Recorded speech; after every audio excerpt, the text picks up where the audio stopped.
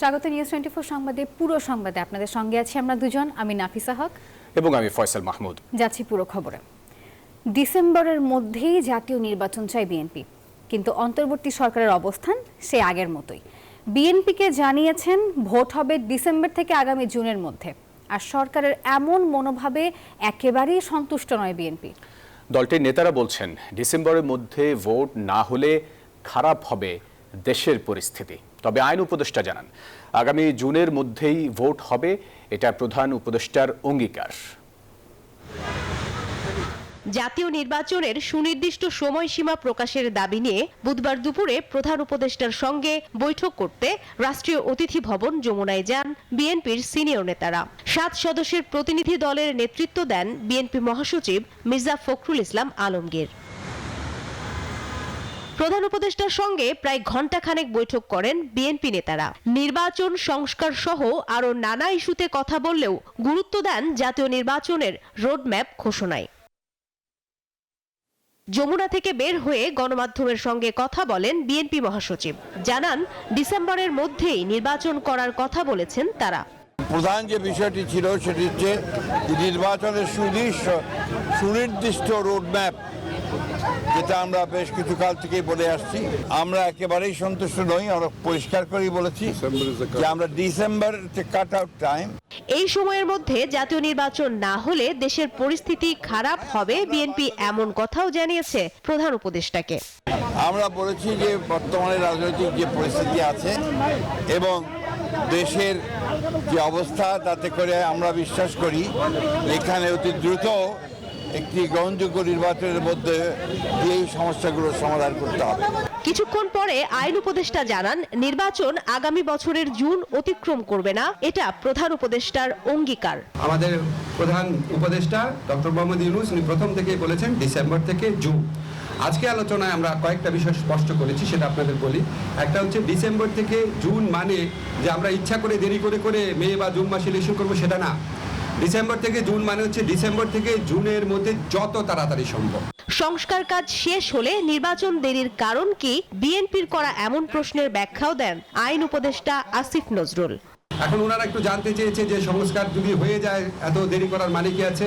আমরা ব্যাখ্যা করে বুঝিয়েছি জুলাই চার্টার প্রণীত হলেও যে প্রয়োজনীয় আইনগত ব্যবস্থা, নীতিগত ব্যবস্থা সেগুলি গ্রহণ করতে মাঝে মাঝে সময় লাগে। যে আমাদের তো একটা জনগণের তো একটা আকাঙ্ক্ষা আছে যেন আমরা বিচার করে যাই। আজকে বাংলাদেশে এত হাজারের বেশি তরুণ জীবন দিয়েছে, আর প্রায় 50-60 হাজার মানুষ আপনার শারীরিকভাবে পার্মানেন্টলি ক্ষতিগ্রস্ত হয়েছে, চোখ হারিয়েছে। তাদের যে বিচারের যে দাবি, এটা তো এই গণ অভ্যুত্থানের অন্যতম প্রধান আকাঙ্ক্ষা আছে। তা আমরা যদি কোনো বিচার না করে যাই, কোনো বিচার না করে আমরা যদি ইলেকশন দিই, আমরা মানুষের কাছে এবং নিজের কাছে জবাব দেব কিভাবে? ডক্টর আসিফ নজরুল জানান নির্বাচনের অন্তত 2 মাস আগে জাতীয় নির্বাচনের রোডম্যাপ ঘোষণা করা হবে। Marufa Rahman, news 24, Dhaka. December target করেই জাতীয় নির্বাচনের প্রস্তুতি নিচ্ছে ইসি, আর জুন জুলাইয়ের মধ্যেই প্রকাশ করা হবে সেই ভোটের কর্মপরিকল্পনা। বুধবার সাংবাদিকদের সঙ্গে আলাপকালে এসব কথাই জানিয়েছেন নির্বাচন কমিশনার মোহাম্মদ আনোয়ারুল ইসলাম সরকার। বলেছেন শপথ নেয়ার পর থেকেই একটা সুষ্ঠু নির্বাচনের জন্য কাজ করছে কমিশন। নির্বাচন নিয়ে সবার মধ্যে এক ধরনের আগ্রহ আছে, অন্যদিকে দিনক্ষণ নিয়ে শঙ্কাও আছে জনমনে। তবে ইসি বলছে অনিশ্চয়তার কোনো কারণ নেই। ডিসেম্বরকে সামনে রেখে ভোটের পরিকল্পনা করছে কমিশন। আমরা চাচ্ছি রাজনৈতিক দল নিবন্ধনের কাজটা শেষ করেই সবাইকে নিয়েই আমরা ওই যে বললাম যেই মাসে আপনার নিবন্ধন শেষ হবে সেই মাসে মুদ্রিত যে কর্ম পরিকল্পনা, যেটি সাধারণত নির্বাচনের আগে নির্বাচন কমিশন পাবলিশ করে, সেটি জুন জুলাইয়ের দিকে আমরা হয়তো আশা করি যে আপনারা প্রিন্টেড কপি পেয়ে যাবেন।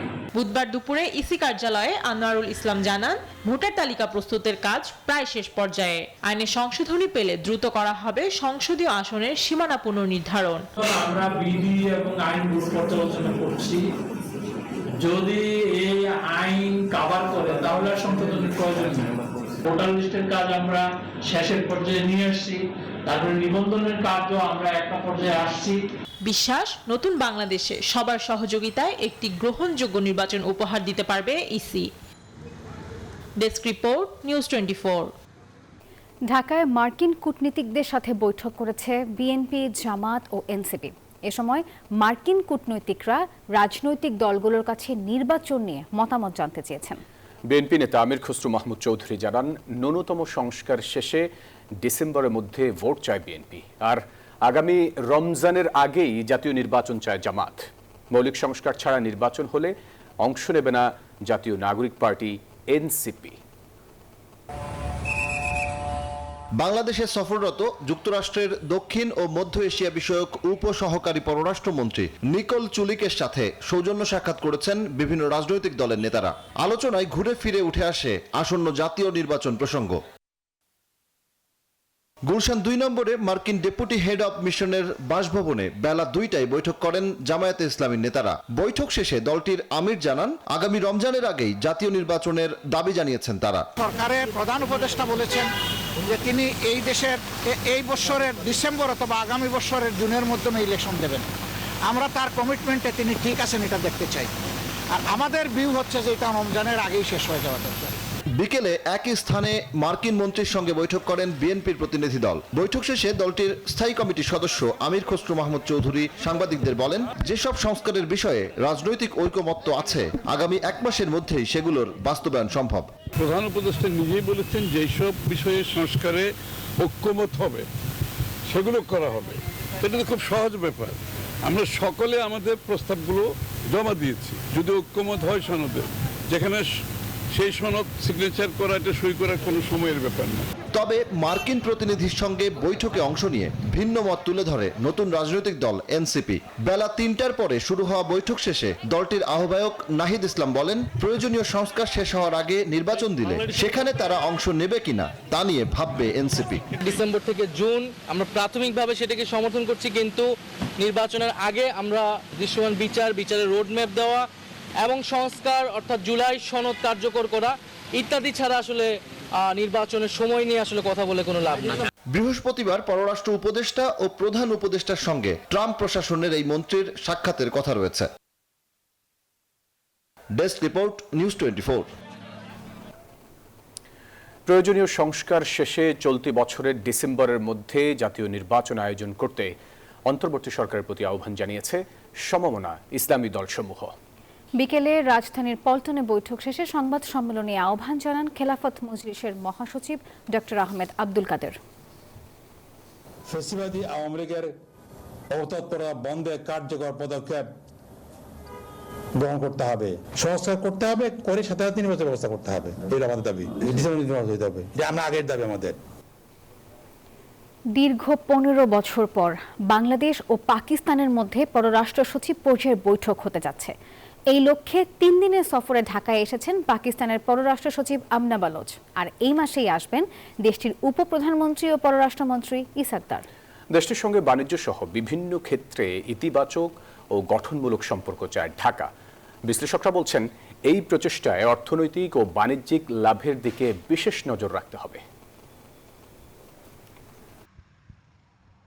বাংলাদেশে এখন নতুন পরিস্থিতি, এমন অবস্থায় নতুন বোঝাপড়ার প্রচেষ্টা চলছে পাকিস্তানের সঙ্গে।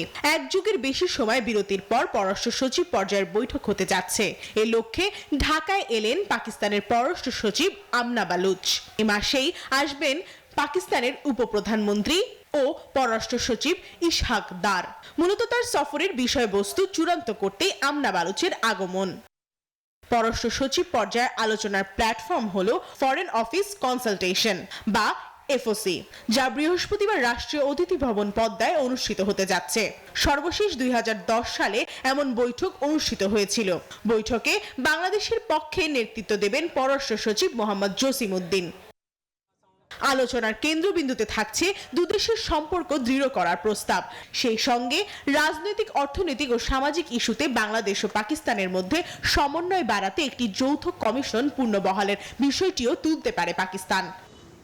বিশ্লেষকরা বলছেন, সম্পর্ক উন্নয়নে রাজনৈতিক সদিচ্ছা রয়েছে, তবে বিশেষ নজর দিতে হবে বাণিজ্যিক লাভের দিকটাতেও। রাজনৈতিক সদিচ্ছা থাকতে পারে এবং সেটাই মনে হচ্ছে হয়তো করার চেষ্টা করছে হয়তো আপাতত। এটাকে যদি এগিয়ে দিতে হয় তাহলে কিন্তু বাকি যে দুটো বিষয় বললাম, অর্থনৈতিক এবং সামাজিক সেটাও কিন্তু বাড়াতে হবে। এবং যে কোনো সম্পর্ক ওই তৃতীয় দেশের সম্পর্ককে সামনে রেখে করা ঠিক না, এটা আমি সবসময় বলে থাকি।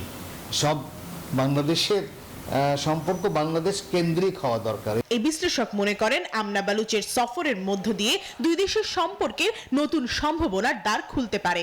যে কোনো সফরের মধ্যে অনেক কিছু আসবে, আশা করি এগুলো হয়তো আসবে, তবে যেটা মানে বড় আকারেই যতক্ষণ আমাদের ব্যবসায়ীরা লাভ না দেখবে ততক্ষণ আমি মনে করি না যে সম্পর্ক উন্নয়নের রাজনৈতিক সম্পর্ক ভালো থাকতে পারে।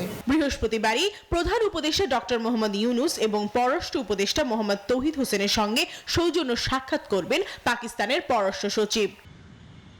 প্রমা চৌধুরী, নিউজ 24, ঢাকা। প্রায় 8 ঘন্টা পর রাজধানীর তেজগাঁওয়ের সড়ক ছাড়ল পলিটেকনিকের শিক্ষার্থীরা।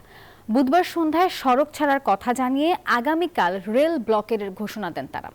বৃষ্টির বাধা উপেক্ষা করে রাজধানীর রাজপথে আন্দোলন করেন পলিটেকনিকের শিক্ষার্থীরা। ডিপ্লোমা ইঞ্জিনিয়ারদের 10ম গ্রেডের নিয়োগ ও কারিগরি সেক্টরে টেকনিক্যাল জনবল নিয়োগ সহ 6 দফা দাবি তাদের। সারা দেশে একযোগে চলছে আন্দোলন। আর এদিকে আন্দোলনের কারণে রাজধানীতে দেখা দিয়েছে তীব্র যানজট। মানুষের ভোগান্তি আরও বাড়িয়ে দিয়েছে বৃষ্টি।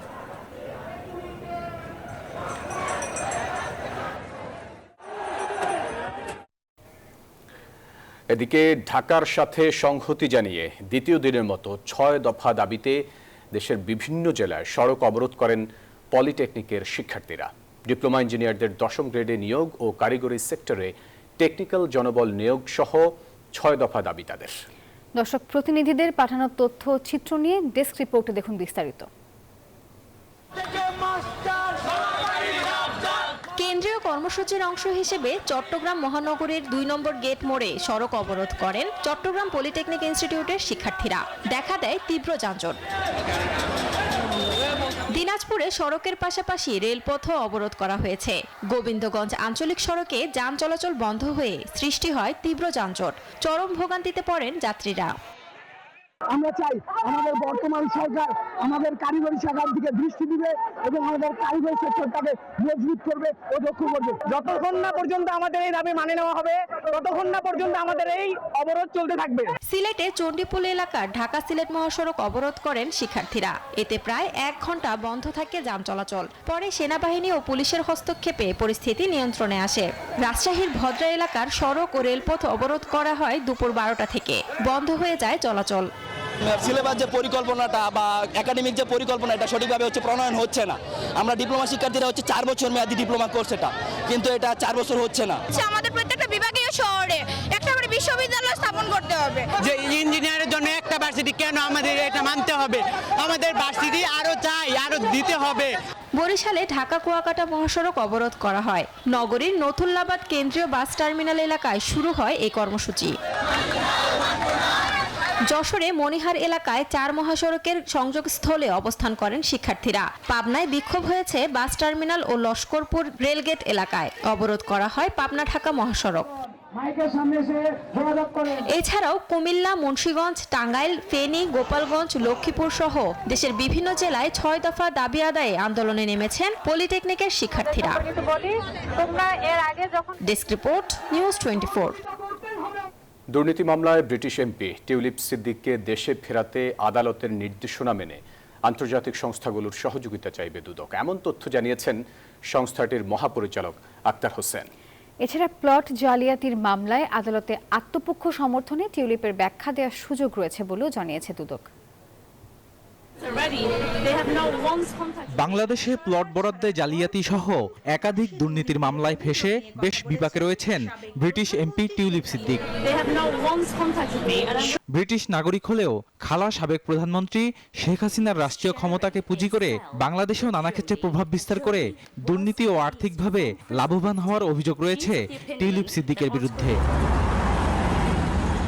গুলশানে ইস্টার্ন হাউজিং থেকে 2000 সালে ঘুষ হিসেবে ফ্ল্যাট নেয়া এবং 2022 সালে পূর্বাচলে অনিয়মের মাধ্যমে জমি বরাদ্দ নেয়ার ঘটনায় দুদকের মামলায় গ্রেপ্তারি পরোয়ানা ঝুলছে এই ব্রিটিশ এমপির বিরুদ্ধে। এমন অবস্থায় আদালতের নির্দেশনা পেলে তাকে ফিরিয়ে আনার বিষয়ে উদ্যোগ নেবে বলে জানায় দুদক। গ্রেপ্তারি পরোয়ানা তামিলের জন্য নির্ধারিত তারিখ রয়েছে, সেই তারিখে যদি তারা অনুপস্থিত থাকেন তাহলে বিজ্ঞ আদালত আইন অনুযায়ী পরবর্তী ব্যবস্থা গ্রহণ করবে। বিচারিক আদালত যেভাবে নির্দেশনা প্রদান করবেন তার প্রেক্ষিতে এই বিষয়ে ব্যবস্থা নেওয়া হবে। এদিকে টিউলিপ সিদ্দিকের আগামী 27 এপ্রিল আদালতে হাজির হওয়ার দিন নির্ধারিত রয়েছে। দুদক বলছে, দুর্নীতির বিষয়ে তার বক্তব্য আদালতেই দিতে হবে। আত্মপক্ষ সমর্থনের সুযোগ নেয়ার বিষয়টা একান্তই তার, এটা তিনি বিজ্ঞ আদালতে এসে সেই সুযোগটা নিতে পারেন। এদিন 87 কোটি টাকার জমি 1000 কোটি টাকা দেখিয়ে বন্ডের মাধ্যমে গ্রাহকের কাছ থেকে তুলে নেওয়ার অভিযোগে বেক্সিমকো গ্রুপের vice chairman Salman F Rahman এবং তার ছেলে সায়ান রহমান সহ মোট 30 জনের বিরুদ্ধে মামলা করেছে দুদক। বদরুল আলম শাওন, নিউজ 24, ঢাকা। দুদকের দায়ের করা মামলায় স্বাস্থ্য অধিদপ্তরের আলোচিত সাবেক গাড়ি চালক আব্দুল মালেকের 5 বছর এবং তার স্ত্রী নার্গিস বেগমকে 3 বছরের কারাদণ্ড দিয়েছেন আদালত। বুধবার দুপুরে বিশেষ জজ আদালত 6-এর বিচারক মোহাম্মদ জাকারিয়া হোসেন এই রায় দেন। কারাদণ্ডের পাশাপাশি 20,000 টাকা জরিমানা অনাদায়ে আরও 3 মাসের সশ্রম কারাদণ্ডের আদেশ দিয়েছেন আদালত। এর আগে গত 23 মার্চ অবৈধ সম্পদ অর্জনের দায়ে আলোচিত সাবেক গাড়ি চালক মালেককে 13 বছরের সশ্রম কারাদণ্ড দিয়েছিল আদালত।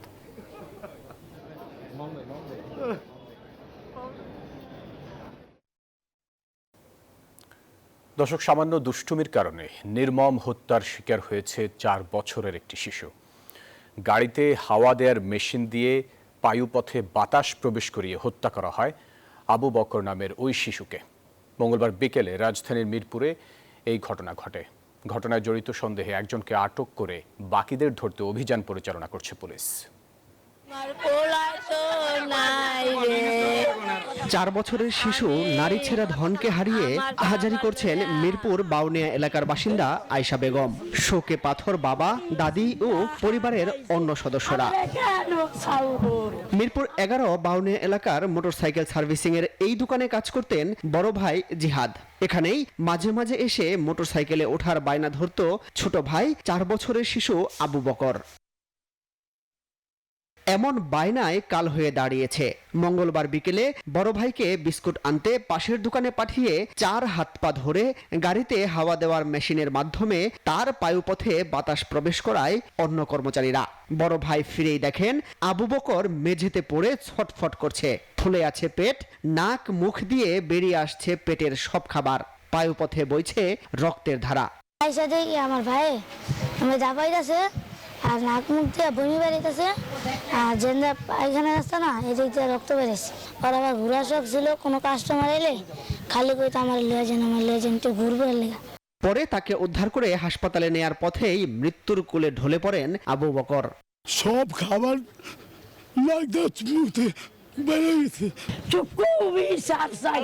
সন্তান হারা করছে তাহলে আমরা সূক্ষ্ম বিচার চাই। হত্যায় জড়িতদের দৃষ্টান্তমূলক শাস্তি চান স্থানীয়রা। ফটফটায় ওই জায়গায় শেষ, কত মেডিকেলে নিছে, ইচ্ছা করে মারছে ওরা আমার বাইরে। আমরা তাৎক্ষণিক একজন আসামি ধরার জন্য পুরো বন্দোবস্ত করছে এবং ওটা আমরা জিম্মায় নিয়ে নিছি। এ ঘটনায় একজনকে আটক করে পুলিশে দিয়েছেন স্থানীয়রা। মামলা দায়ের হলে তাতে বাধা দেন স্থানীয় রাজনৈতিক নেতারা। পুলিশ বলছে এমন অভিযোগ পেলে আইনের আওতায় আনা হবে তাদেরও। আসে না, আমি ওনাদেরকে বলছি যা কিছু বলার দরকার আমার সাথে ডিসকাস করবে। এরকম কোনো কিছু হলে অবশ্যই তার বিরুদ্ধে ব্যবস্থা নেওয়া হবে। সেরকম কোনো সুযোগ নাই, এটা হত্যাকাণ্ডের পিছনে অন্য কোনো সুযোগ নাই। ঘটনায় জড়িত বাকিদের গ্রেফতারে অভিযান চলছে, জানান পুলিশের এই কর্মকর্তা। আমাদের দোয়া আছে, আমরা তো অপশন আছে। মাসুদ সুমন, নিউজ 24, ঢাকা।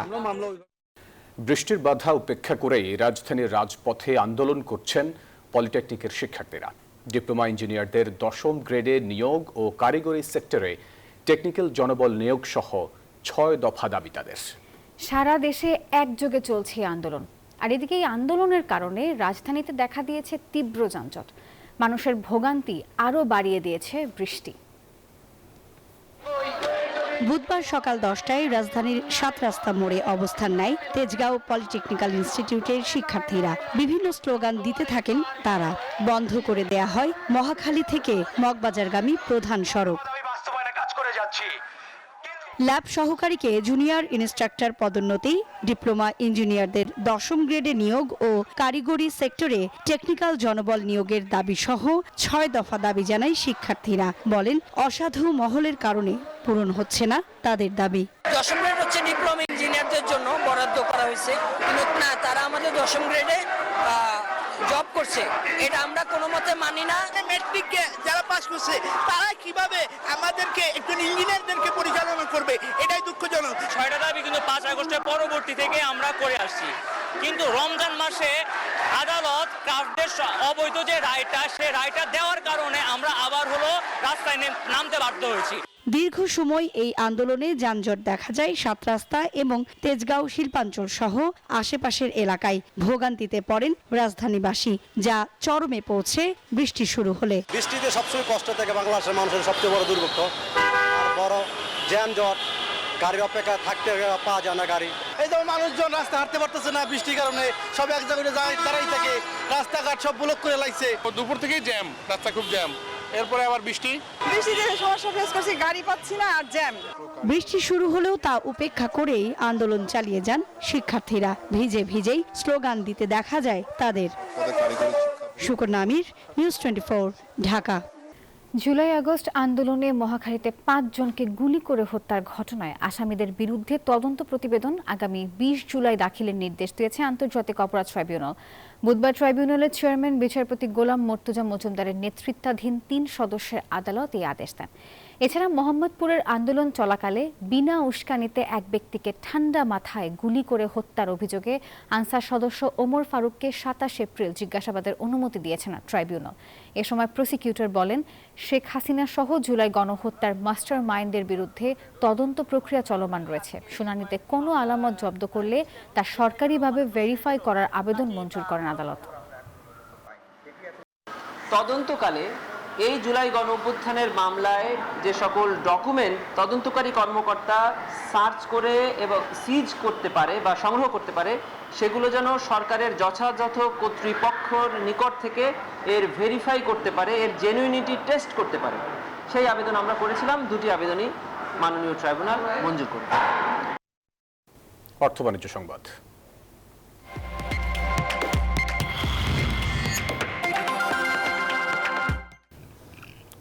যুক্তরাষ্ট্রের সাথে বড় বাণিজ্য ঘাটতির কারণেই আমদানি পণ্যের উপর চড়া শুল্ক আরোপ হয়েছে, এমনটি মন্তব্য করেছেন বাণিজ্য উপদেষ্টা বশির উদ্দিন।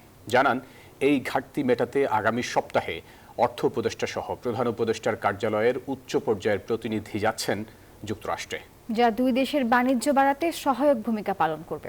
আর এদিকে টাকার মান বাড়িয়ে মানুষের জীবন মান সহজ করার পরিকল্পনার কথাও জানিয়েছেন বাণিজ্য উপদেষ্টা। যুক্তরাষ্ট্রের বাজারে বাংলাদেশি পণ্যের রপ্তানি প্রায় $8 বিলিয়ন আর আমদানি $2.2 বিলিয়ন। 2 দেশের মধ্যে বাণিজ্য ঘাটতি $6 বিলিয়ন। এমন তথ্য জানিয়ে বাণিজ্য মন্ত্রণালয় বলছে, এই বিশাল ঘাটতির কারণে ট্রাম্প প্রশাসন নতুন শুল্ক আরোপ করেছে। তাই শুল্ক আরোপে 90 দিন সময়কে কাজে লাগাতে চায় বাংলাদেশ। বাণিজ্য উপদেষ্টা জানালেন, দেশটির সাথে বাণিজ্য ঘাটতি মেটাতে সব ধরনের যৌক্তিক চেষ্টা করছে তার সরকার। ট্রাম্প প্রশাসনের সাথে ভার্চুয়াল যোগাযোগের পাশাপাশি এবার বাংলাদেশের একটি উচ্চ পর্যায়ের প্রতিনিধি যাচ্ছে যুক্তরাষ্ট্রে। সচিবালয়ের সংগঠন BSRF আয়োজিত মতবিনিময় সভায় এই কথা জানান বাণিজ্য উপদেষ্টা। যুক্তরাষ্ট্রের যে শুল্ক আরোপটা হয়েছে, এই শুল্ক আরোপটা হয়েছে মূলত আমাদের যে বাণিজ্য ঘাটতি আছে, আমাদের যে দেশের মধ্যে আমাদের বাণিজ্য যেখানে বেশি, আমাদের রপ্তানি বেশি, আমদানি কম, এর মধ্যে যুক্তরাষ্ট্র একটা অন্যতম দেশ এবং যুক্তরাষ্ট্র ক্রেতা হিসেবে আমাদের একক বৃহত্তম দেশ। তো আমাদের জন্য বিষয়টা ডেফিনেটলি চিন্তা। জানান, অনেকটা বাধ্য হয়েই কেজি প্রতি সয়াবিন তেল 14 টাকা বাড়ানোর সিদ্ধান্ত নিয়েছে সরকার। হুঁশিয়ারি দেন পেঁয়াজের মজুতদারিদের বিরুদ্ধে। যদিও পেঁয়াজের এখন মৌসুম, বাট কিছু মজুত হচ্ছে। ভোক্তার ডিজি, ট্যারিফ কমিশনের চেয়ারম্যান এবং আমাদের কৃষি সচিব 3 জনকে ডেকেছি এবং আমরা কিছু পদক্ষেপ নেওয়ার চেষ্টা করছি। টাকার ক্রয় ক্ষমতা আমরা একরকম যদি রাখতে পারি, তাহলে পণ্য মূল্য বৃদ্ধি পেলেও আমার ধারণা যে একটা সংসারের খরচে চাপটা অতটা পড়বে না যতটা 14 টাকা দেখে মনে হচ্ছে। আগামী 2 সপ্তাহের মধ্যে বোরো ধান উঠলে চালের বাজারে স্বস্তি আসবে বলে মনে করেন বাণিজ্য উপদেষ্টা। সানাজ ইয়াসমিন, নিউজ 24, ঢাকা। এবারে খেলার খবর।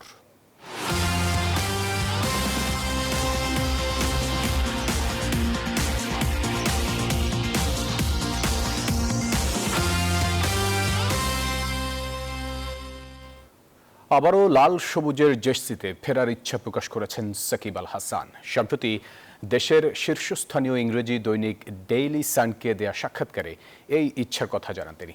দেশে ফিরে জাতীয় দলের হয়ে খেলতে চান আরও অন্তত 2 বছর, তারপরেই নিতে চান অবসর। বিপিএল এ নাম লিখিয়েছেন, খেলতে চেয়েছিলেন দক্ষিণ আফ্রিকার বিপক্ষে মিরপুর টেস্ট। যুক্তরাষ্ট্র থেকে দুবাই পর্যন্ত এসেছিলেন সাকিব আল হাসান, তবে দেশে ফেরা হয়নি। সম্প্রতি এক সাক্ষাৎকারে সাকিব পুরনো সেই বাসনা আরেকবার জানিয়েছেন।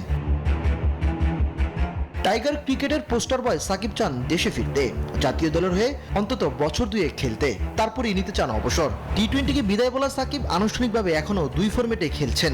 লাল সবুজের জার্সিতে খেলার জন্য প্রয়োজনীয় পদক্ষেপও নিয়েছেন। দেশের শীর্ষস্থানীয় ইংরেজি দৈনিক ডেইলি সানকে সাকিব বলেন তিনি এখনো চান বাংলাদেশের হয়ে খেলেই ক্রিকেট থেকে অবসর নিতে। যদি কখনো সুযোগ হয় তাহলে 1-2টি সিরিজ কিংবা আরও 1 বছর খেলার পরিকল্পনার কথাও জানান সাকিব। সেজন্য সবটুকু বিসর্জন দিতেও রাজি সাকিব আল হাসান। এই ইচ্ছে পূরণের জন্যই কাজ করছেন, সবটুকু চেষ্টা চালিয়ে যাচ্ছেন। এই বিষয়ে ক্রীড়া উপদেষ্টা, প্রধান উপদেষ্টা এবং বিসিবি সভাপতির সঙ্গেও কথা হয়েছে বলে জানিয়েছেন তিনি। গত 7 মাস দেশের ক্রিকেটের সঙ্গে যোগাযোগ নেই সাকিবের। জুলাই আন্দোলনের পর থেকে দেশেও ফেরা হয়নি। ক্রিকেটার সাকিবের রাজনীতিতে নামা নিয়ে অনেক সমালোচনা হয়েছে, তবে বিশ্বসেরা এই অলরাউন্ডার মনে করেন রাজনীতিতে যোগ দেওয়াটা ভুল সিদ্ধান্ত ছিল না তার। সাকিব জানান নিজ এলাকা মাগুরার মানুষের সেবা করতেই রাজনীতিতে এসেছিলেন তিনি। 6 মাসের পরিচয়ের জন্য সব হারিয়ে বসা সাকিব প্রশ্ন রেখে বলেছেন, জনগণ গত 18 বছরের ক্রিকেট দিয়ে তাকে বিচার করবে নাকি 6 মাসের রাজনৈতিক ক্যারিয়ার দিয়ে বিচার করবে, সেটা জনগণের উপরেই ছেড়ে দিয়েছেন। তবে এই বিশ্বসেরা অলরাউন্ডারের বিশ্বাস বাংলাদেশের হয়ে খেলাটা ডিজার্ভ করেন তিনি। ইমরান হোসেন, নিউজ 24। দর্শক, আর এই ছিল নিউজ 24 সংবাদের এখনকার আয়োজনে। এতক্ষণ সাথে থাকার জন্য ধন্যবাদ সবাইকে।